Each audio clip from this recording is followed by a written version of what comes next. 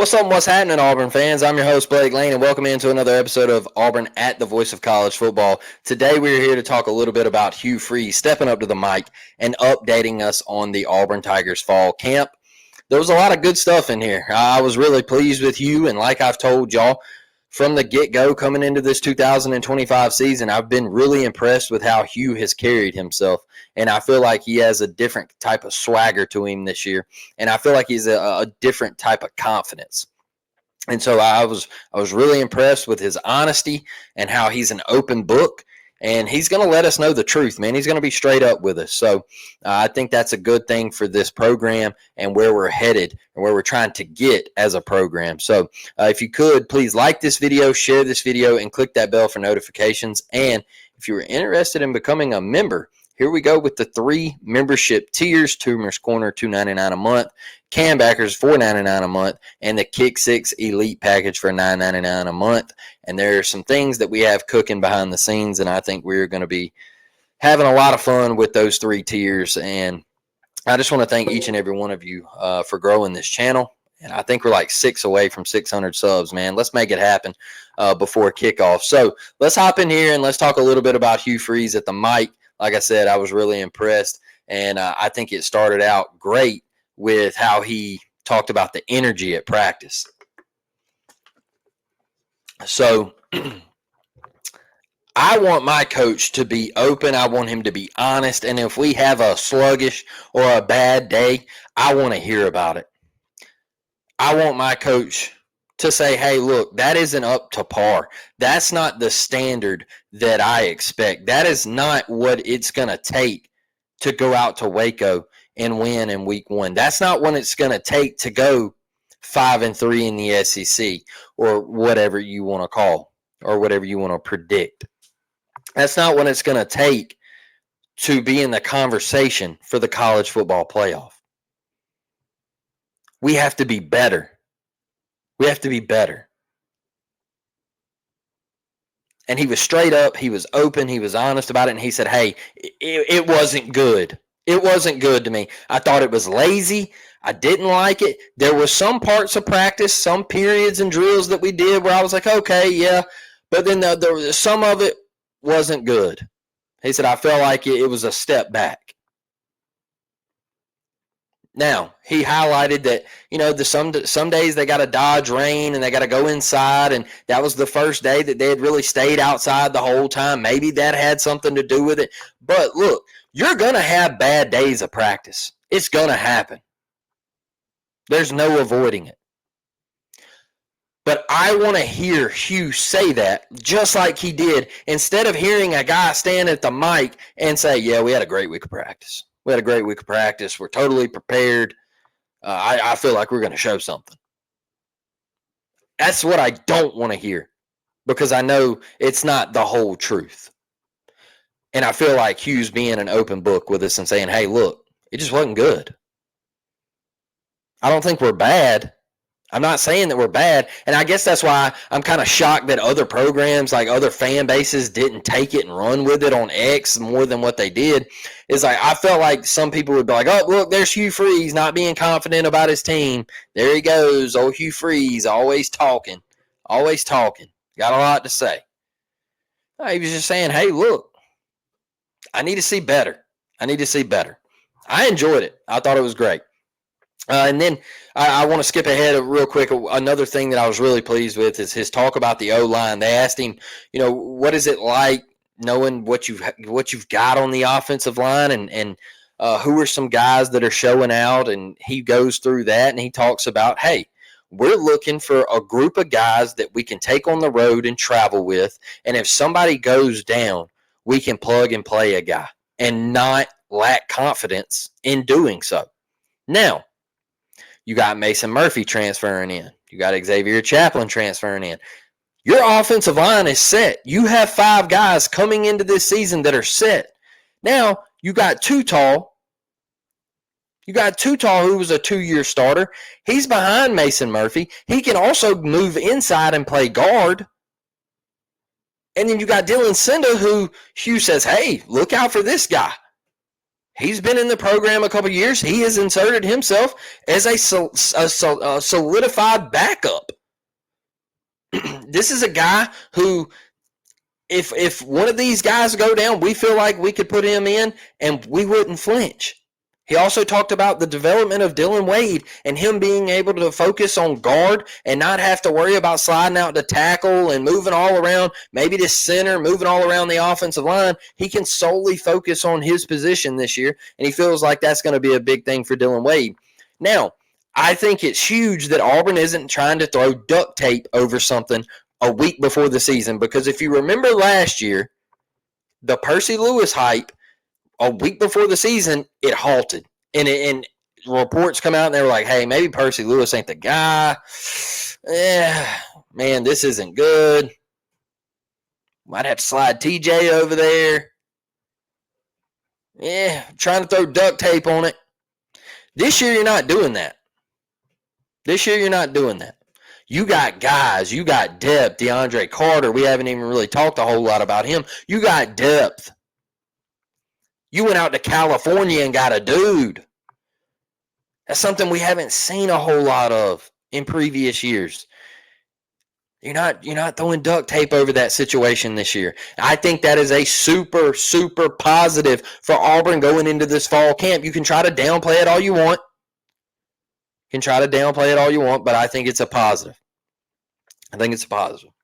Now, I want to move to receivers. I think he had some great things to say about Malcolm and Perry. Obviously, we saw the speed from Perry, the graphic going around, and everybody saying that, Perry's going off, and you keep hearing his name being brought up. And then he mentioned Malcolm Simmons and talked about how last year, what was Malcolm's problem? He was supposed to be here, and he ended up over there. Malcolm's problem with the playbook. We call a certain play, and Malcolm runs the completely opposite play.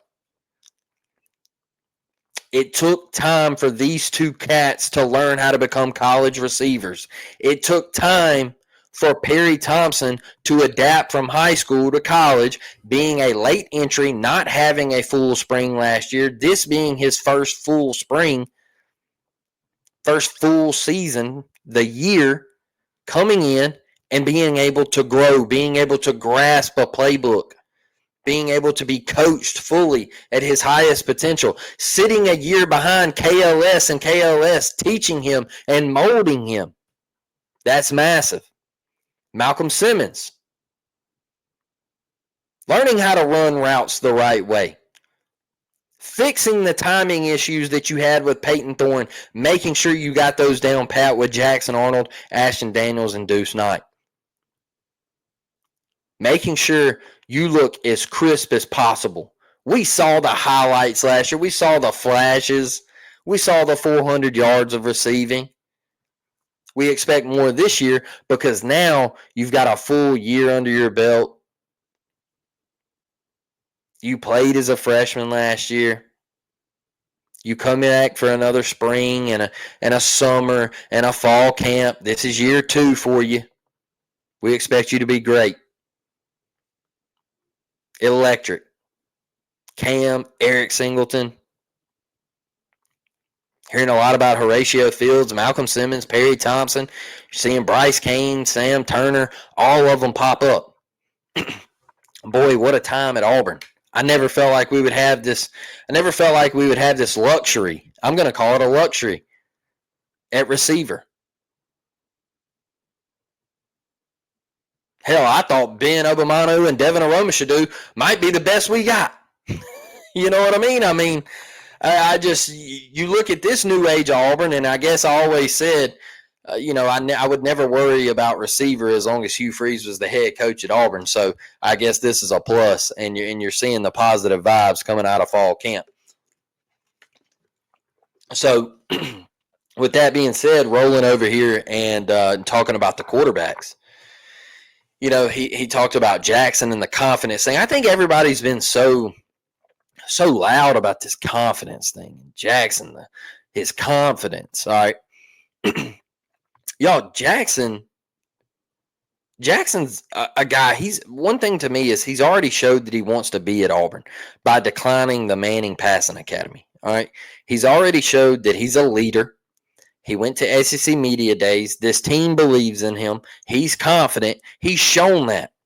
All right. Now, you see some of the clips. He's accurate. He's accurate. Hugh talked about him. Hey, man, he's a little stingy in the RPO game, but he's doing it the right way. And he said, and after we had this little meeting, he said, Jackson kind of settled in. He did things the right way. He wasn't as greedy. He made sure the ball got in the right spot. Yo, I think Jackson Arnold is going to be okay with Hugh Freeze. I do. You're hearing positive things, and you did hear about Jackson holding on to the ball a little bit too long. Guys, Jackson Arnold is a playmaker. Go watch some of his highlights last year. He's going to, look, if it's not there, he's going to take off and run. And some of those runs from Peyton Thorne, especially like the Georgia game and things like that, where he couldn't get into the end zone, Jackson Arnold might house those. Okay? Jackson Arnold might house those. But when plays break down, Jackson Arnold can also take off and run, and he can scoot. He's an athlete. He can boogie down. But I also think he's going to rip some throws, man. If you give Jackson Arnold time, he's going to stand in there and he's going to rip it.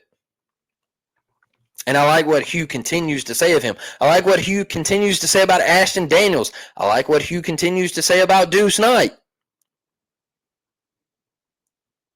You're hearing a lot of good things about the quarterback room, whereas in the previous 2 years, it really felt like it was scripted. It really felt like when Auburn talked to the media and you heard the beat and certain podcasts come out, it felt like what was being said was scripted. Because when I heard certain things and I was like, man, I don't know if I believe all that. I don't know if I believe all that. Now, as an Auburn fan, I wanted to believe it. As an Auburn fan, in my heart, I wanted to believe it. But my mind was like, man, I don't know if I believe that. So it looks more crisp. Lance Dahl, great guy, great coverage on the situation. He said things look better. He's been covering Auburn for 5 years. He said this is the best it's looked since he's been there. So that quarterback room, there's talent, there's experience with Ashton Daniels, there's experience with your guy, your main guy. Deuce Knight, 5-star guy, highly touted. So the athletes are in the room, baby. Action Jackson. I saw a throw on Twitter today where he threw a Dippin' Dot to Eric Singleton Jr., corner of the pylon, front pylon. That's a seed over there. He ripped that one. I think he's going to be okay. I really do. I do. Now, the defense, man, you got Bryce Dees, you got Elijah Melendez, you got Blake Woodby, you got new boy Fagans, you got Malik Autry. We keep hearing about Malik popping. What a great job to keep him at Auburn in that class. Jordan Crawford, man, we are hearing all of these cats and how great they have been to come in, get in the rotation, man, get on the field. And I think one big thing for me that Hugh, it stuck out when he said it, is with DJ, man, we don't have 1, 2s, or 3s. We just tell them boys to get out there. All right? That right there, I said, hey, we can plug anybody in, and they're ready. They're ready. They're ready. Man, this defense has got dudes. This defense has got dudes. Man, you got DeMarcus Riddick coming back for a second year, a polished second season. Woodyard getting ready to step up, make a name. Got to learn from Eugene. I like what this defense looks like. Keldrick Faulk coming out saying when he gets on little bro, it makes him play better. I like it. I like it. Malik Blockton. I like this defense. Jay Crawford, Kay and Lee. Boy, you saw Kay and Lee and Cam Coleman. They were tugging with it in the corner of the end zone. I saw that clip on Twitter, and man, they're battling. They're going at it. You see these battles between the DBs and wide receivers, and you're like, man, these DBs are dogs, bro. These DBs are dogs. They're going toe-to-toe with these Auburn receivers. Jay Crawford, the year that he had last season, coming back, and Hugh going and saying, hey, look, I'm going to go get this DB. I'm going to go get that DB, and I'm going to push Jay Crawford. But Jay Crawford said, challenge accepted, brother. Challenge accepted. I'm ready for all the smoke. Strader, you're hearing great things about him. Caleb Harris. I mean, this defense is stacked. This defense is stacked. If Auburn isn't good on defense this year, I will be heartbroken because I feel like they're dominant. You know, I just got a text right before I hopped on here, and it said, "Well, the defense dominated again." And I said, "I want my defense to really dominate in fall camp because if my defense is getting shredded in fall camp, that ain't good. It ain't good. So I want my defense to dominate. I think the offense comes around, and I think Auburn is ready for week 1. I think we're ready to go out there and handle business. Now, scrimmage today. Scrimmage time today. It's up. The Auburn Tigers. Friday, baby. It's Friday, and the Auburn Tigers are scrimmaging. Can't wait. Gonna have some reports. Gonna have an episode coming out this weekend about the Auburn Tigers' first scrimmage. See if we can get some access, see if we can get some notes, see if we can get some leaks that come out of there and what happened. And I think we're going to find out a lot. This will be the first real crack, right? Hugh said he wants 30 with the 1s, 30 with the 2s, and I think it was 20 with the 3s, maybe 15, something like that. Can't really remember off the top of my head, but he kind of wants to play it out like a real game, right? So 30 snaps with the 1s, you know, typically that's like half a game, you know, that's about half a game. So I think that you'll find out a lot about the Auburn Tigers with what leaks out from the scrimmage. You really want Jackson Arnold to have a good day. You want this offense to have a good day. And Jeremiah Cobb, I think he's back. I think, you know, I think he turned in the yellow no contact jersey and all that stuff. So I think he's back. I think he's getting his feet back under him and ready to go. So a lot will come out this weekend about this Auburn team, and we are getting closer and closer to week 1, man. You can feel it. I know you can. And we'll see y'all this weekend, man. War damn Eagle. And let's get fired up, baby. Week 1 dubs coming. Let's go.